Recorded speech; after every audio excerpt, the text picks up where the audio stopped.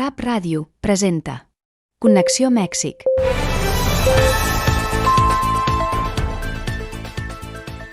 És un autèntic plaer retrobar-nos amb totes i tots vosaltres després d'unes setmanes de vacances ben merescudes.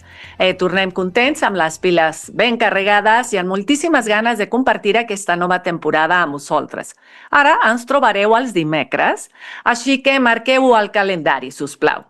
I ara sí és moment de saludar el nostre estimat col·laborador, que ja trobàvem a faltar després d'unes setmanes sense veure'ns i sense escoltar les seves reflexions sempre lúcides sobre el que passa a Mèxic. Ens fa molta il·lusió donar la benvinguda de nou a Leonardo Alvarado. El bloc d'actualitat. Connexió, el fil que et connecta amb Catalunya. Leonardo, com estàs? Un plaer tornar a veure'ns. Segur que hi ha moltes coses per compartir després d'aquestes setmanes de vacances d'estiu i del setembre que comença. Miriam, qué gusto estar de nuevo aquí contigo en tu programa, con la audiencia, con invitados siempre tan interesantes que tienes aquí. Así que sí, vamos a retomar esta narrativa sobre lo que sucede en México, que por supuesto esta semana se llenó de cualquier cantidad de temas, porque han pasado muchísimas cosas en México, así que vamos a tratar de compartirlo con nuestros amigos y nuestras audiencias de la manera más sucinta, pero más útil para su sabia reflexión. Endavant. Pues mira, Miriam, me gustaría empezar con esta fotografía histórica en la que está el presidente de la nueva Suprema Corte de Justicia de la Nación y la presidenta Claudia Sheinbaum, junto con los 9 ministros que van a formar parte de esta nueva magistratura, y los representantes, el presidente de la Cámara de Diputados y el presidente de la Cámara de Senadores. Es una foto que marca prácticamente, podemos decir, el inicio de un nuevo régimen, de un régimen que honestamente era muy difícil de esperar que se consolidara de manera tan rápido. Sabemos que en el 2018 la propuesta del presidente López Obrador era hacer una transformación profunda del Estado y de la sociedad mexicana, un proyecto terriblemente ambicioso, pero que hoy está empezando a concretarse de muchas maneras, ¿no? Hay mucho de qué hablar al respecto, pero esta foto nos habla de también una actitud muy distinta del pueblo de México, porque recordemos que el presidente López Obrador hizo esta propuesta como una de sus terceras opciones. Él quería modificar primero los reglamentos, luego la Constitución, para que pudiéramos tener, por ejemplo, un árbitro electoral más ágil, y pudiéramos tener una Suprema Corte o una magistratura mucho más apegada a derecho que lo que habíamos tenido en los últimos 30 años.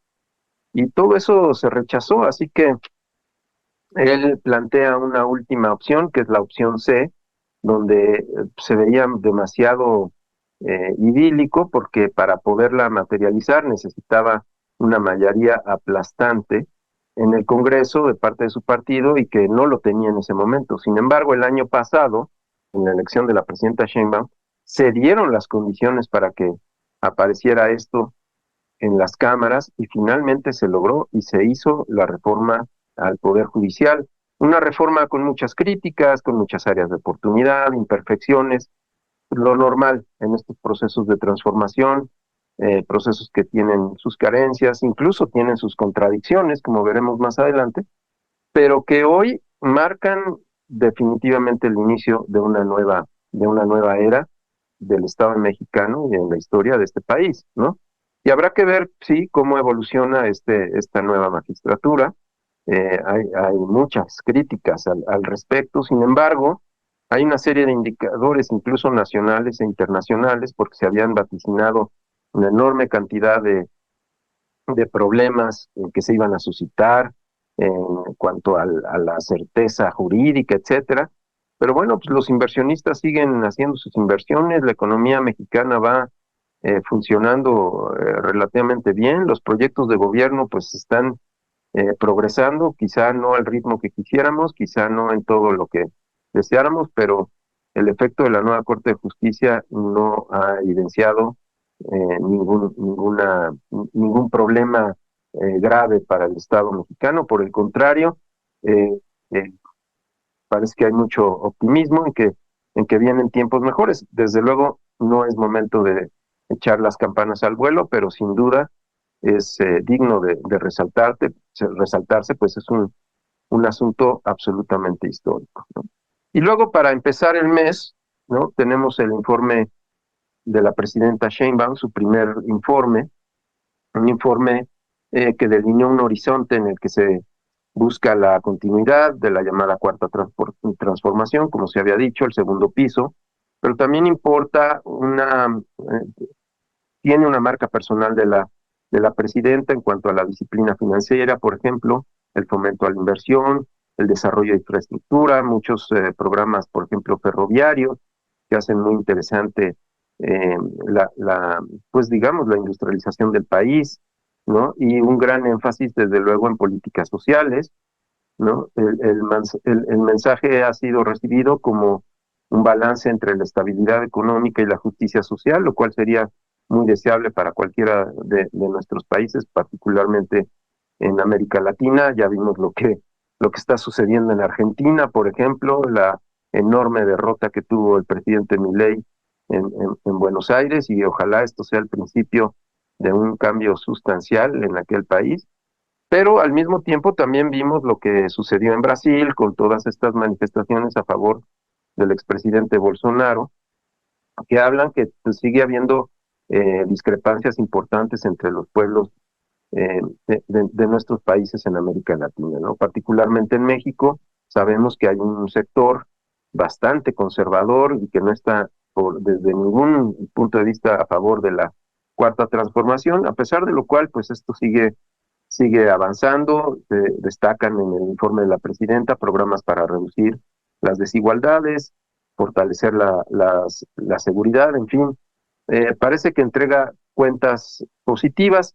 Desde luego, no ha resuelto todos los problemas del país, ni mucho menos, apenas tiene 11 meses en el cargo, pero hay avances importantes, ¿no? Y esto se dejó ver también porque esta semana que terminó, eh, tuvimos la visita del secretario de Estado del gobierno de los Estados Unidos, Marco Rubio, que despertó eh, ¿cómo se dice?, mucha polémica, porque obviamente la oposición pensaba que Marco Rubio iba a venir a poner ultimátums, a regañar a la presidenta Sheinbaum y a evidenciar una serie de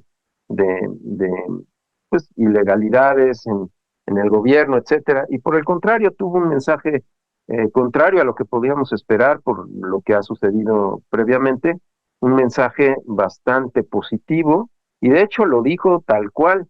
Dijo que ningún otro país en el mundo había cooperado como había cooperado México con Estados Unidos para atender sus problemas, y se habló de formar un acuerdo para trabajar en puntos muy importantes, como es el tema del tráfico de estupefacientes, en particular el caso del fentanilo, y también lo relevante que es el tema de la migración, que se ha controlado bastante. Estados Unidos deja de ser un país muy atractivo para la migración que estábamos acostumbrados, por muchas razones, no vamos a entrar en detalle, pero también, bueno, se ha militarizado la frontera en ambos lados, así que la migración se ha complicado muchísimo. No sabemos si eso cumpla con todas las cánones de control humanitario que debería tener un fenómeno de este tipo, pero sí se ha disminuido sustancialmente la migración, lo cual ha permitido que muchas de las amenazas arancelarias del gobierno de los Estados Unidos hacia México se hayan suspendido, o por lo menos estén en animación suspendida por lo menos otros 2 meses, y por primera vez se habló en alto nivel y en esas esferas de lo que significa el contrabando de armas de Estados Unidos hacia México, y lo importante que es ese asunto en el tema del control de la delincuencia organizada. Desde luego, como todos podemos suponer, no es fácil tener de vecino a un país como Estados Unidos, y la presidenta Sheinbaum ha sido muy inteligente en manejar la relación, una relación muy complicada.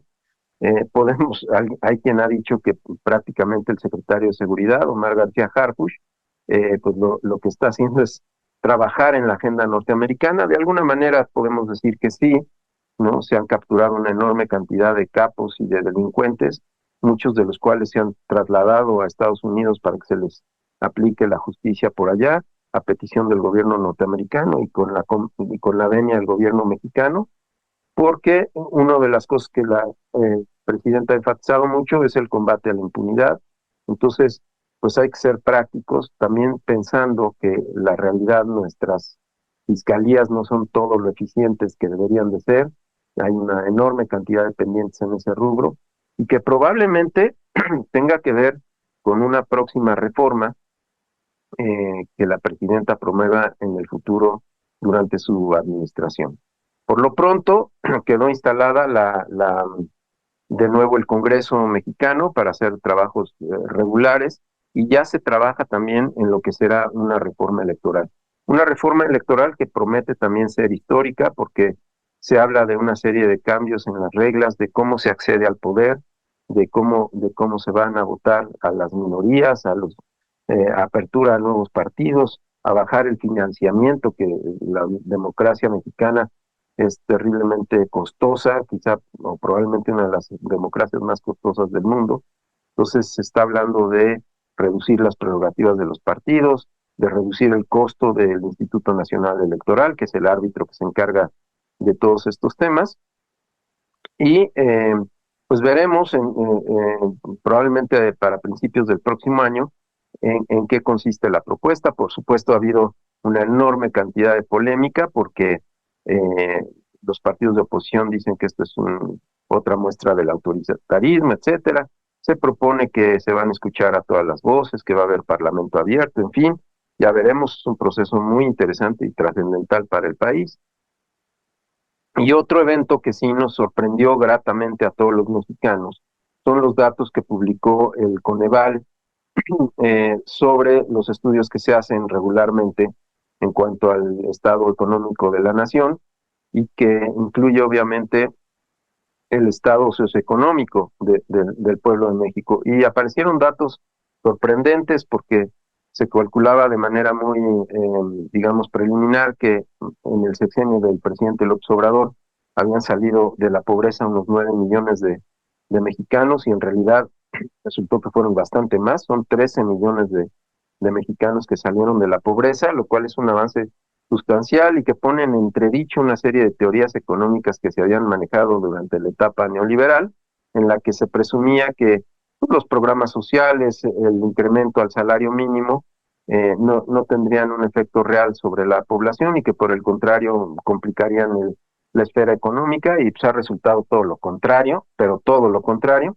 Insisto, no es momento de echar las campanas al vuelo, es una cifra súper interesante y alentadora, pero sí hay que tomar en cuenta que sigue habiendo demasiados mexicanos en la pobreza, y que también la economía mexicana tiene un alto componente de informalidad, lo cual también provoca un fenómeno muy curioso que se llama la pobreza laboral, donde la gente que trabaja, a pesar de que trabaja y gana dinero, no le alcanza para solventar las necesidades más elementales de sus familias.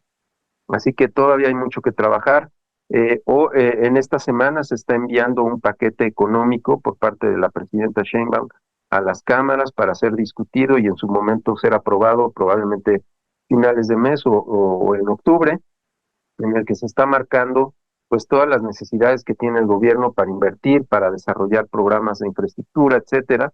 Y todo parece indicar que es un modelo bastante innovador, en el sentido de que está pues tendiente más bien a un modelo absolutamente contrario a lo que se había planteado en años anteriores o en décadas anteriores, o siguiendo los principios, digamos, neoliberales. Este es un paquete económico que marca eh, ya tendencias muy claras de un capitalismo de Estado, donde el Estado va a participar en los sectores estratégicos, en energía, en comunicaciones, etcétera, en infraestructura, y con la participación de empresas privadas.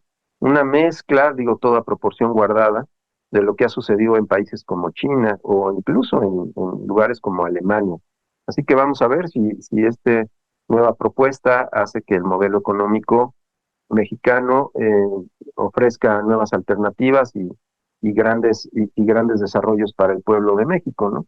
Y en esta complicada relación bilateral que tiene nuestro país con los Estados Unidos, es necesario empezar a abrir otras fronteras. Y en este momento también hay un encuentro muy importante que se da entre México y Brasil para hablar de la modernización de un acuerdo previo que hay sobre complementación económica que marca un puente que México eventualmente podría tener con los países del BRICS.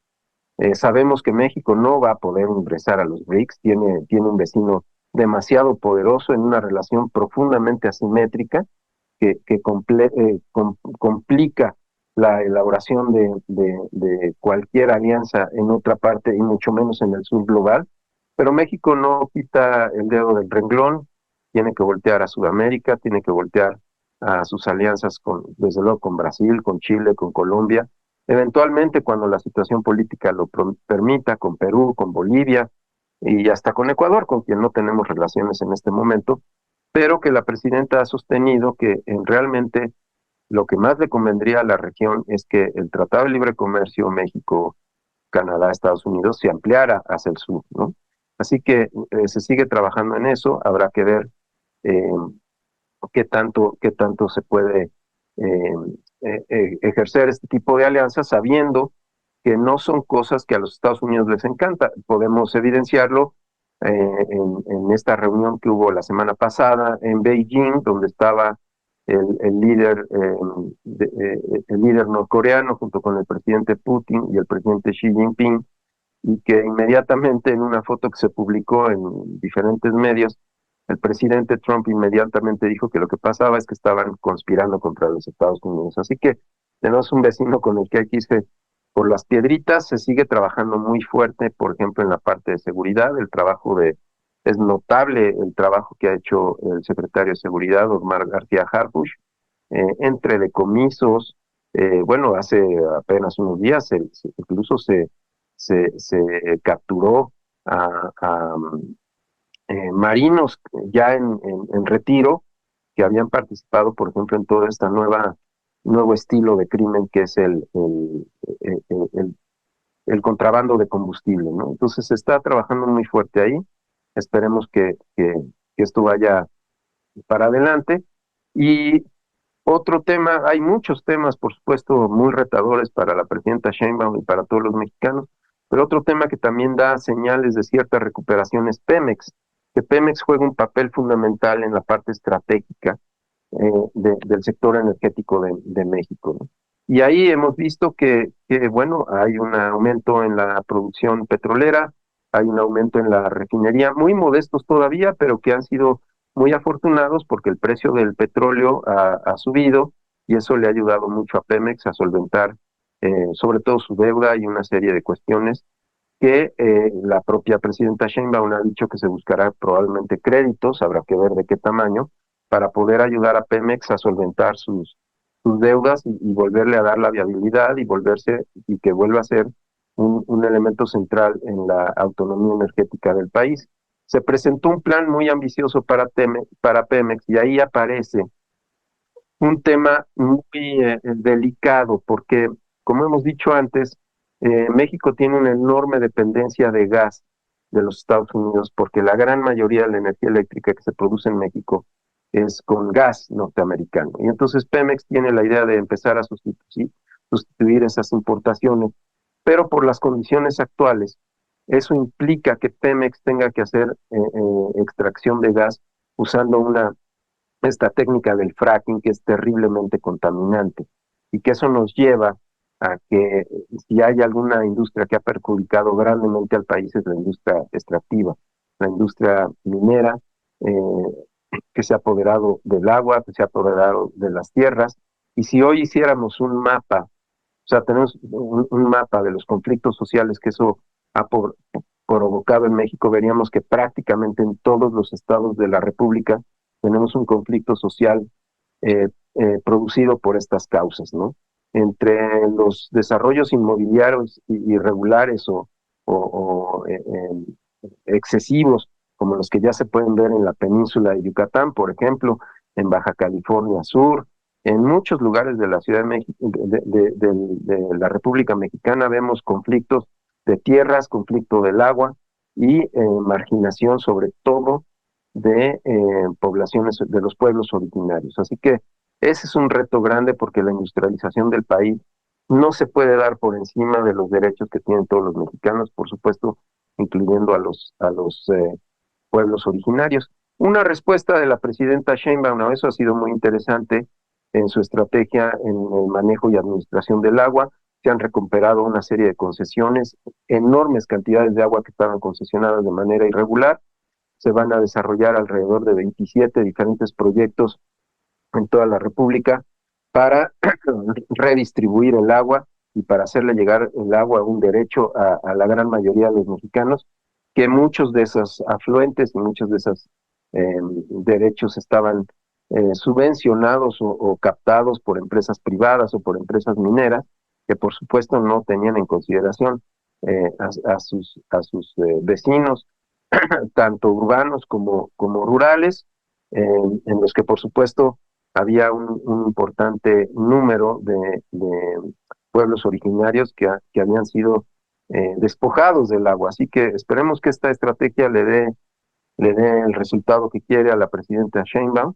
Pero bueno, pues dejamos hasta aquí este panorama un poco largo y complejo, pero que pues espero nos dé una buena idea de lo que viene hacia adelante y de lo importante que va a ser el próximo año, los proyectos que se están cocinando en estos momentos, porque no hay que perder de vista que el 2027 es un año electoral donde habrá que refrendar sí o no la mayoría en las cámaras y la posibilidad de gobernar de una manera más o menos fluida. Leonardo, ya hablabas ahora sobre todo este trabajo que está realizando Claudia Sheinbaum con respecto al problema del agua. ¿Qué hay sobre el premio de excelencia que se le otorgó a la presidenta, precisamente por las políticas hídricas y la gestión ambiental? Es un premio que tiene básicamente base en lo que la presidenta hizo como jefa de gobierno de la Ciudad de México. No necesariamente refleja los programas del gobierno federal, pero sí sabemos por la naturaleza del premio y por la filosofía que ella ha manejado, que es un premio que está totalmente en línea justamente de lo que está haciendo, porque finalmente la idea es tratar de revertir una serie de procesos que habían sido muy dañinos en general para el país. Pero bueno, aquí el punto a destacar es cómo va a conciliar la presidenta Sheinbaum estos retos con su programa de el Plan México, ¿no? Porque industrializar un país, sabemos que industrializar un país no es poca cosa, no solo por los recursos que necesita, sino por todo lo que implica socialmente, ¿no?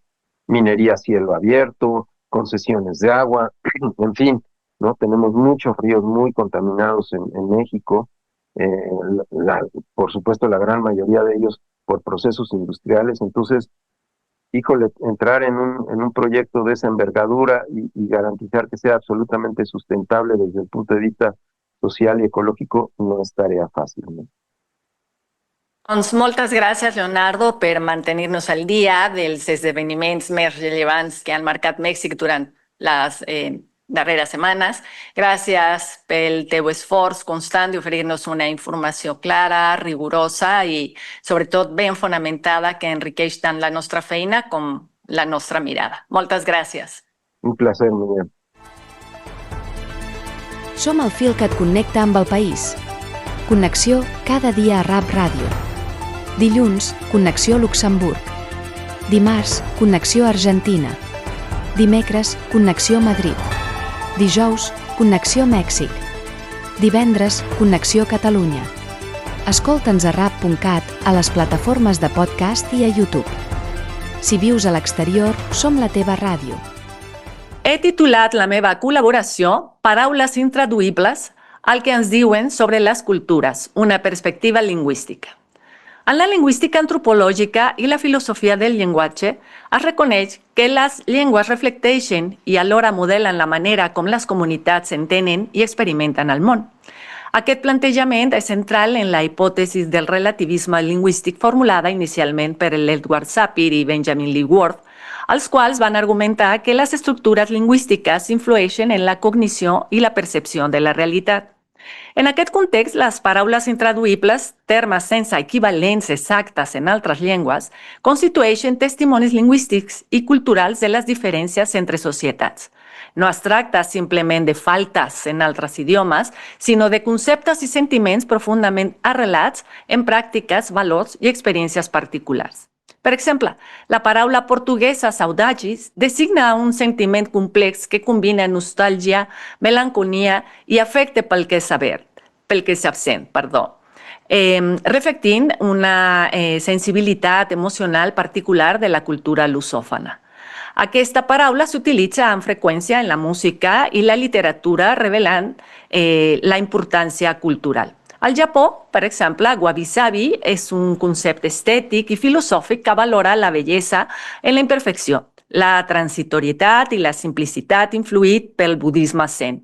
La seva traducció literal és impossible perquè implica una manera d'entendre l'existència que no està present en moltes cultures occidentals. En castellà, la paraula sobremesa descriu el temps dedicat a la conversa després dels àpats, una pràctica social que posa èmfasi en la relació i en la pausa dins la rutina diària, mostrant com la llengua codifica no només objectes o emocions, sinó pràctiques culturals. En català, ofereix el terme seny, que va més enllà del sentit comú per descriure una prudència ètica i també emocional i un equilibri considerat fonamental per a la convivència social i la identitat cultural catalana. Des de la perspectiva de la semàntica i la pragmàtica, segons Anna Wierzbicka, les paraules intraduïbles reflecteixen aspectes culturals codificats en el lèxic, constituint paraules clau que permeten entendre la lògica interna d'una comunitat. Un exemple revelador de com la traducció esdevé un acte cultural és l'adaptació d'elements inexistents en una llengua o tradició específica. En la traducció del castellà al maya yucatec, certs temes aliens a l'entorn local requereixen una traducció cultural. Aquest fou el cas de la figura del drac, inexistent en l'imaginari tradicional maia. Per resoldre aquesta absència es va recórrer al terme sucan, que evoca una serp mítica de gran mida amb cap semblant d'un cavall. És la serp sagrada dels cenots. Aquesta imatge, tot i ser diferent del drac europeu, compleix una funció similar. Representa l'extraordinari, allò temut, però amb referents significatius per als parlants maies. Aquest procés es va exemplificar clarament en la dramatització multilingüe de la llegenda de Sant Jordi, que van representar en català, castellà i llengua maia. En aquesta activitat, la traducció del personatge del drac com a Sukan va permetre que la història fos comprensible i significativa en cada llengua. Més enllà d'una equivalència lèxica, es va tractar, com ja s'ha esmentat, d'una adaptació cultural que va connectar els participants amb la narrativa des dels seus propis marcs simbòlics. L'experiència va mostrar que traduir no és només traslladar paraules, sinó recrear sentits en diàleg en contextos culturals diversos. Tanmateix, la traducció d'aquests termes planteja desafiaments filosòfics i lingüístics. Walter Benjamin, en el seu assaig La tasca del traductor, sosté que la traducció mai no pot ser una equivalència exacta, sinó una interpretació que s'apropa al sentit original sense reproduir-lo totalment. Umberto Eco afirma que la traducció no només pot aspirar a dir gairebé el mateix, ja que les diferències culturals, semàntiques i contextuals dificulten una equivalència plena. Aquestes idees mostren que les paraules intraduïbles i les traduccions culturals constitueixen més que reptes lèxics. Són indicis de la diversitat humana i de les formes particulars en què diferents pobles organitzen la seva realitat simbòlica. En un món globalitzat, on les llengües dominants tendeixen a homogenitzar les experiències, rescatar i valorar aquestes paraules i adaptacions és un acte de resistència cultural. Com assenyala Hans-Georg Gadamer, la veritable comprensió implica reconèixer que hi ha experiències que només poden ser compreses plenament des del seu propi horitzó cultural. L'entrevista. Connexió. El fil que et connecta amb Catalunya.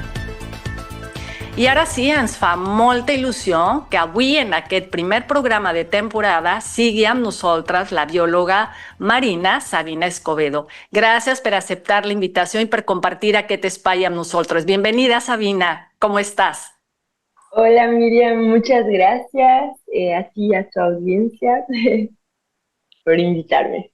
Sabina, ¿por qué ponerle, qué significa, qué es Fungitopía y por qué decidiste usar este nombre para tu página, por una parte, tu página de Facebook? ¿Y qué te motivó a iniciar este proyecto de divulgación sobre los hongos y el cultivo de setas? Ah, ok. La primera pregunta, ¿por qué le puse Fungitopía? Bueno, un micólogo que me gusta mucho se llama Paul Stamets. En uno de sus libros menciona la micotopía y es un poco, pues esta idea de que los hongos tomen un lugar más preponderante como en la cultura. Y pues él, digamos, cuando menciona eso, pues es como con respecto a todo un proyecto de permacultura que él tiene, que es como en su granja donde él pues cultiva también vegetales, tiene animales, qué sé yo, pero también tiene integrado el cultivo de shiitake, de setas, gírolas, creo que les pueden decir en España, aquí las conocen como setas, pero pues así. Y realmente pues los hongos tienen mucho, también, o sea, se pueden usar para muchísimas cosas, como también bioremediación. Entonces también ahora en nuestro contexto donde muchos lugares están contaminados, pues usar el poder de los hongos cobra bastante sentido. Entonces yo por qué le puse es porque pues a mí me gustaría también ver como pues que sean un poco más parte de lo cotidiano y lo común en la sociedad. Y como ahora no es así, pues es como una utopía. Entonces, ¿por qué decidí hacer el proyecto de divulgación? Pues por eso, porque yo veo que mucha gente tiene, por ejemplo, plantas o cultivan tomates o flores, pero poca gente en su casa cultiva hongos y pues no es tan difícil y es bastante satisfactorio porque crecen muy rápido. Entonces pensé que como que más gente podría estar haciendo eso en su casa. Y háblanos más sobre cuál es la importancia de los hongos. Ah, bueno, pues los hongos, bueno, para empezar, estamos ahorita hablando de hongos terrestres, pero también hay hongos acuáticos y marinos, que de hecho son los que yo estudio formalmente en mi vida académica, digamos. Pero ahorita hablamos de hongos terrestres y básicamente de sus funciones más importantes son el reciclaje de nutrientes. Entonces, en los bosques, los hongos descomponedores, hay muchos tipos de hongos, pero los hongos descomponedores pueden descomponer compuestos que son realmente muy difíciles, incluso para bacterias de descomponer, como la lignina. Entonces, los hongos producen muchas enzimas que permiten descomponer todo este tipo de compuestos y eso hace que pues en vez de que se acumulen montañas de materia orgánica desde el inicio de los tiempos, pues tengamos más bien tierra, ¿no? Y composta y todo eso. Por otro lado, eso es con respecto a los hongos descomponedores, pero otros hongos muy importantes también para los bosques son los hongos micorrízicos, que están en asociación con las raíces de los árboles. Y esos hongos pues van a ayudar a los árboles no solamente a absorber agua o nutrientes, sino que además pueden comunicar señales químicas entre árboles. Entonces, algunos investigadores hablan que es como Internet de los bosques, el micelio. Y bueno, esas son algunas de las cosas, pero como les decía, también pueden ayudar mucho a remediar lugares y también se pueden hacer, pues ahora mucha gente está tratando de ver cómo pueden ser materiales con el micelio. Bueno, y sin hablar de que los antibióticos, por ejemplo, los conocemos a partir de los hongos. Hoy por hoy ya se producen también a partir de bacterias, pero al inicio eran a partir de hongos. Y hasta el día de hoy todavía producen. Y también muchos compuestos, por ejemplo, la gente que usa cremas de skincare y todo eso, muchos compuestos son también de hongos. Entonces tienen muchas aplicaciones. Tú impartes talleres. Sí, ¿Qué, o sea, talleres en donde trabajas hongos y también setas? ¿Cómo se llevan a cabo estos talleres? ¿En qué consiste? aquí, el taller que estoy ahora impartiendo se llama Taller Introductorio al Cultivo de Setas. Y básicamente es como dice una introducción. Primero hablamos pues de qué son los hongos, hablamos justamente de sus roles ecológicos, también me interesa a mí mucho la historia de los humanos con los hongos, entonces vemos una pequeña parte como de antropología donde vemos dónde se empezaron a consumir, dónde se empezaron a cultivar también. Y luego ya vemos un poco más el ciclo de cultivo, o sea, qué necesitamos para cultivarlos, y luego preparamos, en el taller cada alumno prepara su cubetita de cultivo que se lleva a su casa.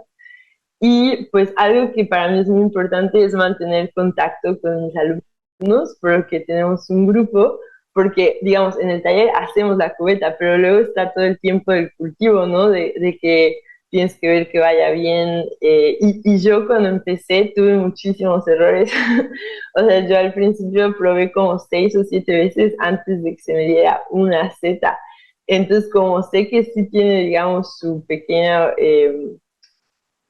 pues, de curva de aprendizaje, entonces me gusta mantener contacto para que mis alumnos me puedan mandar fotos de sus cultivos y yo pueda ver que si está muy seco, necesita más humedad, si se les contaminó. Y también pues por eso, o sea, tomamos en cuenta que se les puede contaminar y en ese caso pues volvemos a intentar y todo. Porque para mí lo importante es que vean que sí se puede y pues como que mi idea es de que eventualmente sea algo normal tener una cubeta de setas creciendo en tu casa y que la gente ya no lo vea como algo tan raro, tan fuera de lo común como una Claro, planta de tomates. claro. ¿Y qué es lo que suele sorprender a la gente que toma estos talleres? Creo que cuando les crecen sus primeras setas, yo les digo que crecen muy rápido, pero igual siempre sorprende lo rápido que crecen porque eh, ves primero como unas bolitas así en los hoyos de tu cubeta y luego a los 2 días ya están enormes y entonces es como muy, pues, interesante porque con las plantas no puedes ver eso así, o sea, una planta tarda pues realmente mucho más tiempo en que los frutos se desarrollen, la planta se desarrolle. Los hongos es cuestión a veces como de horas, por ejemplo, de que, o sea, no de que crezca todo, pero sí, por ejemplo, de que pase de estar más o menos mediano a que estén así súper grandes, te vas a trabajar a la mañana y regresas a la tarde y ya están explotando. Entonces, eso creo que es lo que más les sorprende. ¿Y existe algún mito, no sé, sobre los hongos que hubiera que desmentirse? Pues digamos que yo creo que es bueno que haya cierto respeto con los hongos, porque tampoco es la idea que estén ahí probando. Mismo algunos hongos tocarlos te puede generar ciertos problemas y todo. Entonces, creo que sí es bueno tener respeto, pero también es bueno aprender más de ellos, tratar de pues investigar un poco más, ver qué hongos hay en la región, cuáles son comestibles. Algunos tienen, pues, o sea, no es tanto un mito, es real que algunos tienen como un hongo que lo ves no sé, blanco, así, y dices, ah, este es muy rico, es comestible, y el otro es igual, otro es igual, y es mortal, venenoso. Eso sí pasa a veces, no quiere decir que todo sea así, pero pues lo mejor es pues acercarte a expertos. Por ejemplo, yo, si alguien está en Mérida, les recomiendo que vayan a la Expo Hongos del CCBA, el Campus de Ciencias Biológicas y Agropecuarias. En octubre tienen la Expo Hongo y ahí pues realmente hay profesores expertos como el doctor Juan Pablo Pinzón, que enseñan a cómo identificar algunos hongos, te llevan a recorridos para que puedas ver, hay varios hongos de muestra, está muy interesante. Entonces, pues creo que sí es bueno como tener ese respeto, pero también a veces hay algunas, o sea, hay sociedades que son como micofílicas, que les encantan los hongos, y hay sociedades que son un poco más micofóbicas y como que no les gustan tanto, y los asocian más a la muerte y cosas en descomposición, pero pues no es realmente un mito, es real, pero es como dos maneras un poco de ver el mundo, ¿no? Por ejemplo, para los aztecas el huitlacoche es o es como algo súper rico, y para toda la región del centro en México lo ven como algo muy rico, pero por ejemplo aquí en Yucatán donde estamos, los campesinos mayas si tienen huitlacoche en su milpa, pues para ellos es como se les perdió la milpa, no es algo que ellos consideren comestible, pues. Entonces, las dos visiones son válidas, yo creo, porque pues sí es cierto que, o sea, el maíz sí se pudrió cuando la coche, ¿no? No es que no, pero bueno, pero también sabe rico, entonces... Sí, pues sí. Sí, sí. Oye, dinos en qué fecha o qué fechas tienes programadas para llevar a cabo los talleres sobre hongos y cultivo de setas. Ah, sí, claro. La próxima fecha que tenemos va a ser el 3 de octubre. Va a ser de 6:30 a 9:30 en el local de Chuburná, es donde solemos dar nuestros talleres. Y el local de Chuburná les recomiendo igual que lo visiten. Es un lugar muy ameno con una cafetería, tiene cosas muy ricas. Y no hay forma de conectarse a distancia y de poder seguir los talleres a través virtualmente. Ah, pues ya me han pedido varias personas que están fuera de Yucatán, entonces creo que voy a organizar un taller online próximamente y lo estaré publicando en la página. Tenemos Facebook e Instagram para ahí lo estaremos publicando. Pero igual les aviso. Dinos el nombre de la página de Facebook y de Instagram. Sí, de Facebook estamos como Fungitopía. Nada más que fíjense de poner el acento en la I de Fungitopía, pero si no me van a encontrar. Y en Instagram estamos como @Fungitopia_tropical. Perfecto. Moltes gràcies, Sabina, per compartir amb tanta passió i claredat aquest univers fascinant que són els fongs. Ha estat un autèntic plaer escoltar-te i de veritat fa ganes de posar-se a cultivar bolets ara mateix. Moltes gràcies. Muchas gracias. Agraeixo molt a tota l'audiència per acompanyar-nos, per escoltar amb curiositat i deixar-se portar per aquestes petites grans històries que creixen com els bolets. Ens retrobem dimecres que ve, recordeu-ho, al mes de Connexió Mèxic, amb més temes que ens connecten amb l'actualitat, la ciència, la cultura, la terra i la vida. Fins la propera.